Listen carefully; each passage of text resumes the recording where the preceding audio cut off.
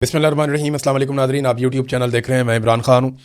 सबसे पहले तो ये है कि इसराइल ने वो काम किया है जिसका ईरान ने थोड़े दिन पहले वार्निंग दी थी कि अगर हमारे एनर्जी के इंफ्रास्ट्रक्चर को तबाह किया गया तो फिर खलीजी ममालिक में ऐसी सूरत हाल बन जाएगी। अब अमेरिका और इसराइल ने एक इंतहाई कदम उठाया है। इसकी वजह और बहुत सारी चीज़ें मैं आपको बताता हूँ और रद्द अमल भी आपको बताता हूँ, लेकिन पहले ज़रा पाकिस्तान से कुछ बड़ी खबरें हैं वो आप तक मैं पहुँचा दूँ। इमरान खान साहब की बहनों की बिल्कुल मुलाकात नहीं करवाई गई। कल का दिन भी गुजर गया और बार बार उन्होंने मिलने की कोशिश की, लेकिन कई महीने गुजर गए, इमरान खान साहब की कोई खैर खबर नहीं है। इन्फॉर्मेशन सिर्फ वही बाहर आती है जो सरकार बताती है, और सरकार जो बताती है उस पर भरोसा किया नहीं जा सकता, क्योंकि मौजूदा सरकार ने इतने झूठ बोले हैं, इतने फ्रॉड किए हैं कि इन पे भरोसा मुमकिन नहीं है। इमरान खान साहब से इनकी एक लड़ाई है और इनका बुग़्ज़, नफरत, ये सारा और दुश्मनी आपके सामने है। ऐसी सूरत हाल में इन पे भरोसा किया ही नहीं जा सकता। जब पाकिस्तान के आर्मी चीफ की एक आदमी के साथ बराह रास्त लड़ाई है और आर्मी चीफ ज़ाती हैसियत में उस शख्स को टारगेट करे तो फिर कोई गुंजाइश रहती नहीं है। पाकिस्तान का सारा निज़ाम जो है पाकिस्तान की मिलिट्री एस्टेब्लिशमेंट के सामने मफलूज है, और ये बात पाकिस्तान में कोई ढकी छुपी नहीं है। हालात यहाँ तक पहुँच गए हैं कि इमरान खान साहब को ईद पर पहनने के लिए जो कपड़े भिजवाए गए जेल में, वो कपड़े भी वापस भिजवा दिए गए। यानी इमरान खान साहब के कपड़े भेजे गए कि ये ईद के दिनों में इमरान खान साहब पहन लेंगे, लेकिन वो कपड़े वापस भिजवा दिए गए। दुश्मन अगर मिले तो कम ज़र्फ ना मिले। ये भी एक बड़ा अल्लाह ताला की तरफ से एक आजमाइश होती है कि ऐसा दुश्मन मिल जाए जो कम ज़र्फ हो। यानी ईद के कपड़ों का क्या मसला था, वो तो दिए जा सकते थे, लेकिन पाकिस्तान तहरीक इंसाफ ने बताया कि इमरान खान साहब के ईद के कपड़े जो भिजवाए गए वो भी वापस भिजवा दिए गए। अब इमरान खान साहब की रिहाई कैसे होगी, बड़ा सवाल ये है, क्योंकि जो इस वक्त मिलिट्री एस्टेब्लिशमेंट ने इमरान खान साहब को जकड़ के रखा हुआ है वो तो छोड़ेंगे नहीं। सवाल ही पैदा नहीं होता, उनके सर्वाइवल का मामला है। उन्हें यह पता है कि अगर ये इमरान खान हमारे हाथ से निकल गया और इस तरह बाहर चला गया तो उसके बाद फिर हर दिन हम नीचे जाएंगे और हमारी शिकस्त का ऐलान हो जाएगा। वैसे तो ये अवाम में हार चुके हैं, लेकिन ये शिकस्त का ऐलान नहीं कर रहे। इमरान खान साहब तो डील करते नहीं, तो डील करके तो वो बाहर आएंगे नहीं, और पाकिस्तान तहरीक इंसाफ एहतजाज करती नहीं है, क्योंकि एहतजाज के बगैर फिर कोई रास्ता निकलेगा नहीं। लेकिन अब पाकिस्तान तहरीक इंसाफ ने एक एहतजाजी तहरीक खड़ी करने का इसलिए भी फैसला किया कि वो कहते हैं जी हमें दीवार के साथ लगाया जा रहा है। हमने पूरी कोशिश की है, सलमान अकरम राजा साहब बैठे हुए थे, जुनैद अकबर साहब थे, शाहिद खटक थे, बाकी अयाज साहब थे और कुछ और लोग थे। तो इन्होंने एक प्रेस कॉन्फ्रेंस की है और पार्टी की काफ़ी मुशावरत के बाद इन्होंने ये प्रेस कॉन्फ्रेंस की है। अब वो कह रहे हैं कि इमरान खान रिहाई मूवमेंट ईद के बाद हम शुरू करने जा रहे हैं। अव्वल तो ये ने बहुत पहले करना चाहिए था, जब ये मुख्तलिफ जगहों पर रैलियाँ निकाल रहे थे। मैं तभी कह रहा था कि ये ग्राउंड पर कोई काम नहीं हो रहा, ये सिर्फ एक मोमेंटम बन रहा है, अच्छे विजुअल्स बन रहे हैं, लेकिन इसका कोई ताल्लुक किसी तहरीक के साथ नहीं है। जो स्ट्रीट मूवमेंट है, वो जो इमरान खान साहब ने आज से कई महीने पहले कहा था, उसकी अलिफ बे भी अभी तक शुरू नहीं हुई, और अब ईद के बाद स्ट्रीट मूवमेंट का पहला कदम उठाया जाएगा। इससे पहले जो कुछ भी हुआ वो स्ट्रीट मूवमेंट नहीं थी, वो वैसे ही एक मूवमेंट थी, लेकिन जो स्ट्रीट मूवमेंट होती है उसके लिए पहला कदम ईद के बाद उठाया जाएगा। उसमें वो ये कह रहे हैं कि खैबर पख्तूनख्वा की विलेज काउंसिल तक 272 कैंप लगाए जाएंगे। पहले मरहले में 1 लाख नौजवानों को और फिर उसके बाद बतदरीज 10 लाख नौजवानों को इस टीम का हिस्सा बनाया जाएगा, इन्हें रजिस्टर्ड किया जाएगा। अब आगे ईद आ रही है, ईद पे तमाम कैदियों की मुलाकातें होंगी, बड़ा बंदोबस्त किया जाता है, लेकिन इमरान खान साहब की मुलाकात का कोई इम्कान दिखाई नहीं देता। बैरूनी दुनिया से इमरान खान साहब का राब्ता कुल्ली तौर पर मुनक़ता है, और ये पाकिस्तान का सबसे मकबूल लीडर है। इसकी जमात को अवाम ने 2/3 अक्सरियत दी है। इसके तमाम सूबों और वफाक के अंदर अवामी नुमाइंदे मौजूद हैं। और देखिए, इनकी अपनी जमात में कुछ लोग ऐसे दिखावा करते हैं इमरान खान साहब की जमात में जैसे वो इमरान खान पे एहसान कर रहे हैं और इमरान खान डील ना करके ज्यादती कर रहे हैं। इस किस्म का लोग अब तासुर देते हैं। तो आसिम मुनीर साहब का कंट्रोल इस नौयत का है कि अब तसादुम के अलावा कोई और रास्ता बचा नहीं है। पाकिस्तान तहरीक इंसाफ ने बार बार कहा कि हमें दीवार के साथ ना लगाया जाए, लेकिन बात बनी नहीं। अब सुहेल अफरीदी ने एक और कदम उठाया। एक तो ये सुहेल अफरीदी ने इसको लीड करना है। इमरान खान साहब ने सुहेल अफरीदी को कहा था कि आपने स्ट्रीट मूवमेंट की तैयारी करनी है। अब वो तैयारी शुरू होने वाली है, तो ईद के बाद सुहेल अफरीदी को लीड करना पड़ेगा। ये हलफ बर्दारी होगी, नौजवानों को इकट्ठा करेंगे। अगर 10-20 लाख नौजवान इकट्ठे हो जाते और वो इमरान खान को छुड़वाना चाहते हो, मसला ही कोई नहीं है, ये फिर बाकी कौम भी निकल आएगी। मैं जानता हूं ना, ये कौम इंतजार कर रही है एक मरतबा नौजवानों के बाहर निकलने का। अगर वाकई नौजवान बाहर निकल आते हैं लाखों की तादाद में और वो ये कहते हैं कि इमरान खान को रिहा किया जाए, क्योंकि देखिए केस तो है ही कोई नहीं, अदालतों ने तो छोड़ना नहीं है जब तक कि मिलिट्री एस्टेब्लिशमेंट छोड़ने ना दे। तो ये तो दबाव मिलिट्री एस्टेब्लिशमेंट पर डालना है नौजवानों ने। जब नौजवान निकल आएंगे ना, ये ऑटोमेटिकली पूरा पाकिस्तान बाहर निकल आएगा, लेकिन नौजवानों को यहां पे पहला कदम उठाना पड़ेगा। अब नाजरीन, अंदर की खबरें लीक की जा रही थी, खैबर पख्तूनख्वा हाउस हो, केपी हाउस हो, कहीं पे भी सीएम हाउस, और खैबर पख्तूनख्वा में वहाँ पे अंदर से खबरें लीक की जाती हैं। आपको पता है एजेंसियों के बंदे हर जगह घुसे होते हैं, खास तौर पे ये जो स्पेशल ब्रांच है ये तो काम ही ये करती है। तो सुहेल अफरीदी को इस बात का पता चल गया, उन्होंने पूरी की पूरी स्पेशल ब्रांच की टीम ही फारिग कर दी, निकालो उन्होंने कहा सारों को। और फ्रंटियर के जो रिजर्व पुलिस है इसके 53 नए एहलकार उन्होंने तैनात किए हैं और स्पेशल ब्रांच को फारिग किया है, जो अंदर का डाटा, अंदर की खबरें, सियासी फैसले और ये सारी चीज़ें लीक कर रहे थे। तो सुहेल अफरीदी साहब ने एक अहम कदम उठाने से पहले कि इससे पहले कि लिस्टें बने, रजिस्ट्रेशन हो, नौजवान शामिल हो, सबसे पहले तो इनको फारिग किया जाए, तो उन्हें फारिग कर दिया गया है। नाज़रीन, पाकिस्तान में हालात यहाँ तक पहुँच गए हैं कि आपको मालिक साहब को आप जानते होंगे, प्रोग्राम करते हैं टीवी पे। तो मालिक साहब ये वो शख्सियत हैं जिन्होंने इमरान खान साहब के सामने बैठकर गिरबान पकड़ने की बात की थी। छोटी मोटी खबर थी, मईशत में थोड़ा उतार चढ़ाव आ रहा था, तो उस वक्त के वजीर आजम का इन्होंने गिरबान पकड़ने की बात की थी।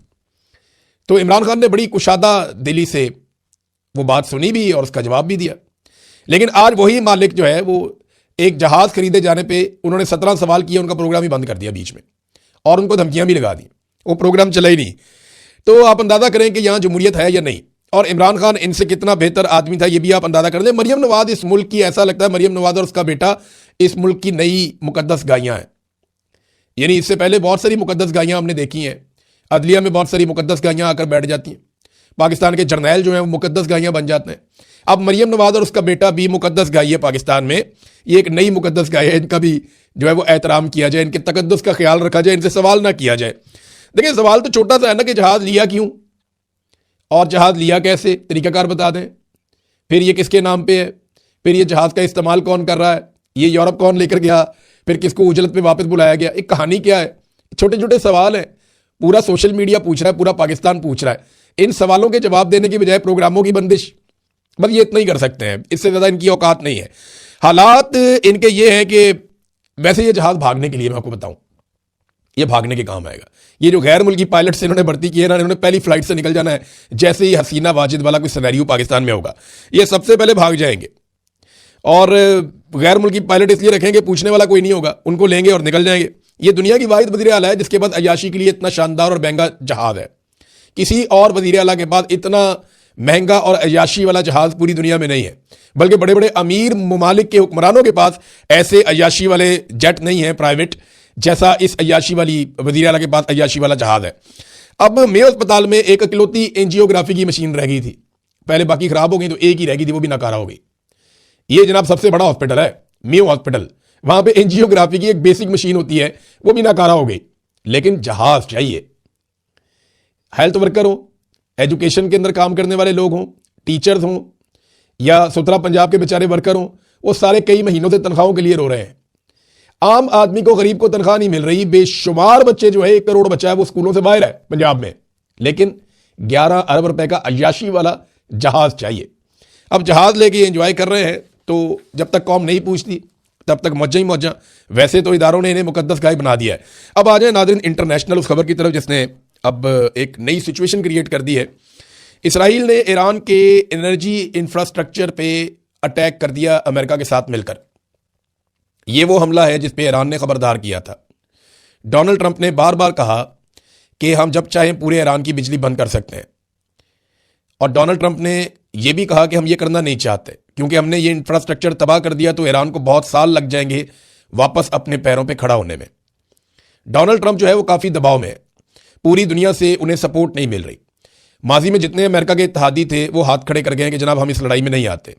पहले वो खामोश रहे, फिर इक्का दुक्का बोलना शुरू हुए, फिर उन सब ने इकट्ठे होकर अनाउंसमेंट कर दी, खासतौर पर जर्मनी ने, फ्रांस ने, बरतानिया ने, जापान ने और ऑस्ट्रेलिया ने, हत्ता कि जनूबी कोरिया भी साथ खड़ा नहीं हुआ, चाइना ने भी कह दिया, रशिया ने भी कह दिया, दुनिया की सारी बड़ी ताकतें अमेरिका को अकेला छोड़ गई, इवन कनाडा भी। कोई अमेरिका के साथ खड़ा नहीं हुआ, एक आलमी तन्हाई का शिकार हुआ अमेरिका। अरबों की नज़र में अमेरिका की इज्जत वैसे ही जा रही है। तो डोनाल्ड ट्रंप की फ्रस्ट्रेशन और गुस्सा बढ़ रहा है। हालात यहां तक पहुंच गए हैं कि व्हाइट हाउस में कशीदगी पैदा हो गई, क्योंकि जो वाइस प्रेसिडेंट है अमेरिका के, जेडी वेंस, वो इस लड़ाई से राजी नहीं है। वो अपने आप को, ये जो इसराइल की लड़ाई है, इससे अपने आप को दूर रखना चाहते हैं। और ये अब दिखाई दे रहा है, उनके एक दो इंटरव्यूज में ये बात सामने आई, फिर कुछ लोगों ने जो उनसे रब्ता किया तो वो गुरेज कर रहे हैं। जेडी वेंस अपने आप को दूर रखना चाह रहे हैं। एक डायरेक्टर का इस्तीफा भी आ गया है, कुछ और इस्तीफे भी सुनने में आ रहा है कि अमेरिका में आ सकते हैं। तो अमेरिका की आलमी हमायत में भी कमी हुई है, यानी 79% लगभग 80% के करीब अमेरिका की जो आलमी सतह पर एक मकबूलियत थी उसमें कमी हुई है। और 2024-25 के मुकाबले में दुनिया में जो सबसे नापसंदीदा मुल्क है, डाटा के मुताबिक, ये CNN ने एक रिपोर्ट जारी की है, वैसे दुनिया में जो सबसे नापसंदीदा मुल्क है वो इसराइल है। और उसके बाद अब इस वक्त दुनिया में जो सबसे नापसंदीदा मुल्क देखा जा रहा है ये ईरान पे अटैक के बाद, वो अमेरिका है। और सारी दुनिया ये समझती है कि अमेरिका ने इसराइल की लड़ाई में हिस्सा लिया और इसराइल ये समझता है कि उसको ये मौका दोबारा नहीं मिलेगा। मैं एक चीज़ आपको बता दूं कि डोनाल्ड ट्रंप के जो मुआखजे के इम्कानात हैं, क्योंकि ट्रंप की बात हो रही है, मैं चलता हूं अभी एनर्जी वाले मामले पे, लेकिन ट्रंप के जो मुआखजे की बात हो रही है उसका इम्कान कितना है? 69%, 69% इस बात का इम्कान है कि डोनाल्ड ट्रंप की इंपीचमेंट कर दी जाएगी। ये एक ऐसा प्रोसेस होता है मुआखजा करना या इंपीचमेंट करना जिससे सदर फारिग हो जाता है। सदर के पास इख्तियारात रहते नहीं है, और अगर ये फारिग कर दिया जाए तो फिर नायब सदर आ जाएगा। तो नायब सदर उसके लिए ऐसा लगता है अभी से तैयारी कर रहा है, अपने आप को उन सारे कंट्रोवर्शियल मामला से दूर रख रहा है जिसमें डोनाल्ड ट्रंप ने फंसा दिया है। तो क्या डोनाल्ड ट्रंप के पास वक्त कम रह गया है? ये बहुत इंपॉर्टेंट है अमेरिका और दुनिया भर के लिए। ये एक टर्निंग पॉइंट साबित हो रही है लड़ाई। ये ऐसा लगता है कि वर्ल्ड ऑर्डर तब्दील हो रहा है। अब अमेरिका के पास पीछे हटने का रास्ता भी नहीं है और इसराइल भी इसके अंदर बहुत बुरी तरह फंस गया। इन्होंने जो अटैक किया है वो पारस गैस फील्ड है जहां पे अटैक किया गया है। ईरान अपनी जरूरत की 80% गैस यहां से हासिल करता है, जबकि 40% बिजली जो पूरे ईरान के अंदर जाती है 40% इलाकों में, वो ईरान की इस इलाके से बनती है, इसी गैस फील्ड से बनती है। और यहां पे अटैक किया गया है इसराइल और अमेरिका की जानिब से। ईरान ने पहले ही कहा था कि अगर उसके तवानाई के इंफ्रास्ट्रक्चर पे अटैक किया गया, और अमेरिका ने कहा था कि 1 घंटा लगेगा ये काम करने में, तो ईरान ने कहा था कि फिर आधा घंटा लगेगा पूरे खलीज की बिजली बंद करने में। अब क्या तवानाई का बहरान पूरे खलीज में पैदा हो जाएगा? क्योंकि यहां मेरे पास एक और भी खबर है, ईरान ने अरब ममालिक की तरफ जाने वाली जेर जमीन जो केबल है, इंटरनेट केबल, उसे काटने का भी इंदिया दिया है, और इसका फैसला ईरान आज रात को करेगा। ये खबर आ चुकी है, ईरान आज रात को यह फैसला करेगा कि क्या वो इंटरनेट केबल काटने जा रहा है या नहीं। क्योंकि ईरान को यह लगता है कि इस इंटरनेट के जरिए से बहुत सारी चीजें मैनेज की जाती हैं और बहुत सारी सहूलत मिलती है अमेरिका को, इसराइल को, कि वो इस रीजन के अंदर इंटरफेरेंस करता है। अगर ये इंटरनेट केबल काट देंगे तो काफी सारी इंफॉर्मेशन मिलना उनको बंद हो जाएगी, उनको बहुत सारी सहूलत मिलना बंद हो जाएगी। अब इसका नुकसान पाकिस्तान और भारत जैसे ममालिक को भी होगा, गो के ईरान को भी हो सकता है।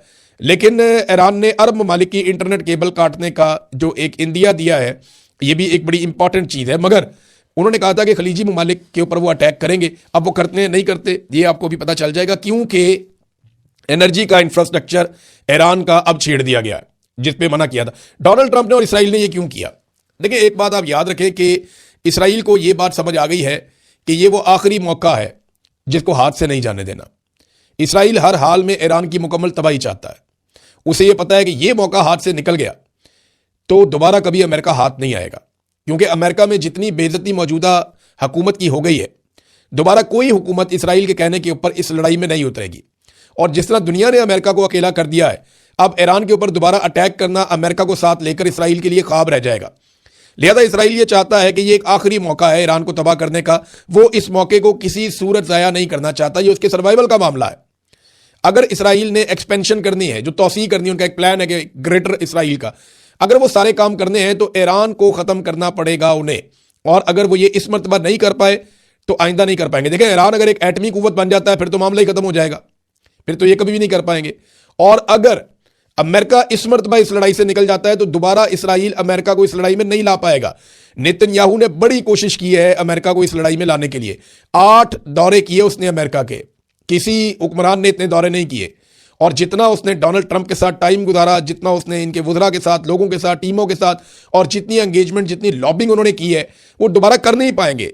अगर वो इस लड़ाई से इस मरतबा निकल गए तो अमेरिका को और खुद को दोबारा इस लड़ाई में लाने के काबिल नहीं होंगे। इस वजह से वो ये चाहते हैं कि जो होना है वो कर लिया जाए, और इसराइल बड़े से बड़ा नुकसान बर्दाश्त करने के लिए भी तैयार है। अली लारेजानी की शहादत के ऊपर बड़ा सख्त रद्द-ए-अमल दिया ईरान ने, बहुत बमबारी की है। और आज रात को खौफनाक बमबारी की जाने की इतलात है कि एक बड़ी लहर जो है वो मिसाइलों की जाएगी इसराइल की जानिब। अब इसराइल की जो है वो मिसाइलों को रोकने की कैपेसिटी भी बहुत कमज़ोर हो गई है, वो नहीं रोक पा रहे जैसे वो पहले रोक लेते थे। तो अब उनके शहरों के अंदर धमाके हो रहे हैं, बहुत ज़्यादा तबाही हो रही है। जो इसराइली शहरी हैं वो ज़हनी दबाव का शिकार है, तनाव का शिकार है। वो बेचारे ज़हनी मरीज बनते जा रहे हैं बंकर्स के अंदर रह रह के। कई बंकर्स भी तबाह हो गए हैं। और अब इस मरतबा जो ईरान मार रहा है बम, वो पहले से ज़्यादा खौफनाक है और पहले से ज़्यादा ख़तरनाक है। तो रद्द-ए-अमल बड़ा शदीद था गुज़िश्ता रात। ईरान की जानिब से, और ईरान ने बदला लेने का ऐलान भी किया है। इसराइली शहरों पे बम बरस रहे हैं, लेकिन जो अभी भी मेरे दिमाग में बड़ा सवाल है वो ये है कि ईरान अपने एनर्जी इंफ्रास्ट्रक्चर की तबाही किस नौयत की हुई है, पहले तो ये देखना पड़ेगा, और फिर ईरान उसके ऊपर रद्द-ए-अमल किस नौयत का देता है। ईरान के पास अपने ऑप्शन हैं। और दूसरी एक चीज़ और, अली लारिजानी के कत्ल के ऊपर जब इराकची से पूछा गया, वज़ीर ख़ारजा से, कि आपकी राय क्या, तो उन्होंने कहा जी इनको समझ नहीं आ रही, हमारे लिए एक आदमी का मरना मसला ही नहीं है। उनका सुप्रीम लीडर मारा गया, उनको कोई फर्क नहीं पड़ा, वो उसी तरह लड़ाई लड़ रहे हैं। आयतुल्लाह अली खामनई की शहादत हुई, उन्हें फर्क ही नहीं पड़ा, उन्होंने कहा ठीक है अगला आ जाएगा। यहां पे एक स्ट्रेटेजी उन्होंने बनाई हुई है, पहले 3 से 4 बताया जा रहा था और अब ये बताया जा रहा है कि 7 बंदे नॉमिनेट किए हुए हैं कि अगर ये बंदा मारा गया तो इसके बाद ये आएगा, उसके बाद ये आएगा, उसके बाद ये आएगा। 7 बंदे इन्होंने नॉमिनेट किए हुए हैं। उन्हें इस बात से फर्क ही नहीं पड़ता कि उनका कौन सा बंदा मारा गया। असल मामला जो ईरान का सबसे बड़ा चैलेंज है पहले दिन से लेकर अब तक, जो मैं बार बार कह रहा हूं, वो उनकी चेन ऑफ कमांड है। अगर वो अपनी चेन ऑफ कमांड बरकरार रखने में कामयाब रहे, और उन्होंने चंद महीने निकाल लिए, अगर ये लड़ाई चंद महीने तक चली तो, अगर उन्होंने इतना टाइम निकाल लिया तो फिर उसके बाद ईरान के लिए कोई खतरा बाकी नहीं रहेगा। ईरान ये लड़ाई जीतने का ऐलान भी कर सकता है। अमेरिका ने तो 9-10 दफा ऐलान कर दिया, ईरान ने एक मरतबा भी इस किस्म का ऐलान नहीं किया। बहरहाल रशिया बहुत मदद कर रहा है ईरान की, और आज़रबाईजान के रास्ते बहुत सारी इमदाद ईरान को पहुंच रही है, बहुत सारे कंटेनर्स ईरान में दाखिल हो रहे हैं, क्योंकि आज़रबाईजान की सरहद जो है ना वो ईरान के साथ मिलती है, और तुर्की की सरहद भी ईरान के साथ मिलती है। तो आज़रबाईजान के रास्ते, या आज़रबाईजान जो है वो सामान की खेप लगातार ईरान में भिजवा रहा है, और इमदादी सामान ईरान के अंदर जा रहा है। रशिया ने जो मदद की है, अमरीकी अड्डों और असासों की निशानदेही की है, उनकी मालूमात दी है, उनकी इंटेलिजेंस शेयरिंग की है, सैटेलाइट तस्वीर और हमलों में काफ़ी मदद की है रशिया ने। और कुछ अमरीकी जो तज्जियाकार हैं वो बरमला कहते हैं कि चाइना ने जो ईरान की मदद की है अब वो कोई सोच भी नहीं सकता। एक चीज़ और मैं आपको बताऊं कि ईरान अब भी पैसे कमा रहा है। कैसे? ईरान ने पूरी दुनिया की तेल की रसद तो बंद की हुई है, लेकिन ईरानी तेल जा रहा है। ईरानी तेल लगातार जो है वो आगे बढ़ रहा है पानियों के अंदर, वो चाइना को भी तेल दे रहा है। जहाँ जहाँ पे और भी ईरान तेल दे सकता है वो अपना तेल फराम कर रहा है। हत्ता कि जो पाकिस्तान के अंदर ईरानी तेल आता है वो आप सब जानते हैं कैसे आता है, तो वो सिलसिला भी नहीं रुका, बल्कि उसके अंदर ज़्यादा तेज़ी आ गई है। तो अब ये जंग शुरू तो हुई थी ईरान की मुखालफत से, और उस वक्त ईरान के खिलाफ काफ़ी ज़्यादा रद्द-ए-अमल था दुनिया में, लेकिन मुझे ऐसा लगता है कि जब ये जंग ख़त्म होगी तो ईरान को बहुत कुछ मिल जाएगा। गो कि ईरान में बहुत तबाही हुई है, उनका इंफ्रास्ट्रक्चर तबाह हो गया है, उनके बड़े बड़े लीडर जो हैं वो मार दिए गए हैं, लेकिन इसके बावजूद जब ये लड़ाई खत्म होगी तो ईरान के पास काफ़ी मौका होगा, लेकिन तब तक उन्हें अपनी चेन ऑफ कमांड बरकरार रखनी पड़ेगी। तब तक के लिए इतने, अपना ख्याल रखिएगा, अपने इस चैनल का भी। अल्लाह हाफ़िज़।